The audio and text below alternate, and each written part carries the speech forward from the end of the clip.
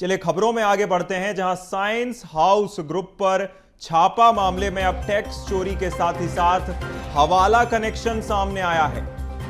Income tax की 4 दिन तक कार्रवाई चली थी, जहां ग्रुप के डायरेक्टर और सप्लायर से 4 करोड़ से ज्यादा कैश बरामद हुआ था।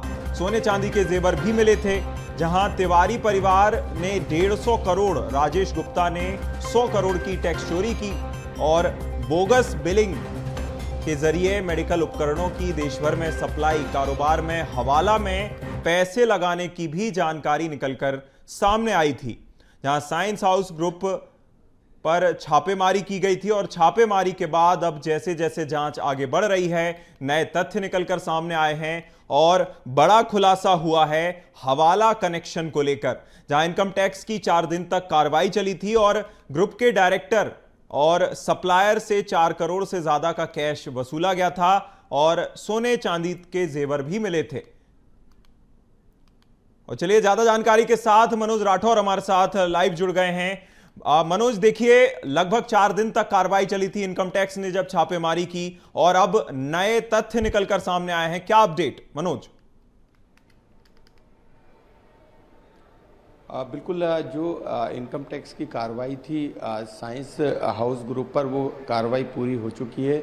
4 दिन तक दिन रात जो है ये छापेमार कार्रवाई की गई। हालांकि मध्य प्रदेश की राजधानी भोपाल के 6 स्थानों पर, इसके अलावा इंदौर और मुंबई के साथ देश भर के 30 स्थानों पर ये छापेमार कार्रवाई की गई थी, क्योंकि मेडिकल जो उपकरण हैं और मेडिकल जो सुविधाएं हैं, चाहे वो प्राइवेट स्तर पे हो या सरकार के स्तर पे हो, ये ग्रुप उसको मुहैया कराता था। कई कंपनियां इनकी जो है इस ग्रुप से जुड़ी हुई थी। इसके अलावा कई सप्लायर थे जो कि देश ही नहीं बल्कि विदेश के साथ भी जो है मेडिकल उपकरणों की, मेडिकल सुविधाओं का आदान प्रदान करते थे।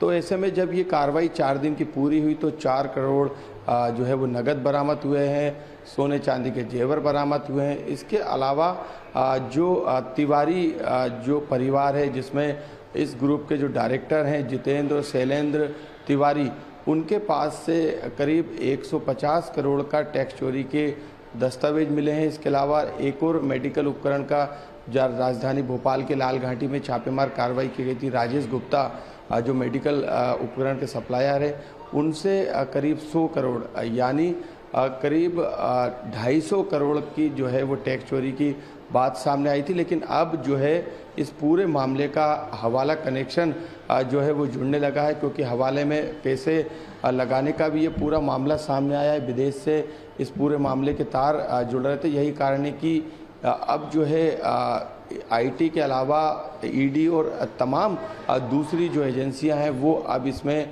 जांच में जुट गई है, क्योंकि हवाला कनेक्शन सामने के आने के साथ जो नगद जो बरामद हुआ था, टैक्स चोरी जो फर्जी बिल थे उसके जरिए की गई थी। तो कई ऐसे दस्तावेज हैं जिसकी जांच पड़ताल अभी भी जारी है। बिल्कुल, कहीं ना कहीं दस्तावेजों की तो जांच पड़ताल की ही जा रही है। देखिए, जब हवाला का कनेक्शन जुड़ता है तो कहीं ना कहीं हवाला के माध्यम से ईडी भी अब मामले में क्या ईडी भी मामले में आ सकती है जांच के लिए, चूंकि हवाला को लेकर ईडी को ही जांच के आदेश दिए जाते हैं। मनोज?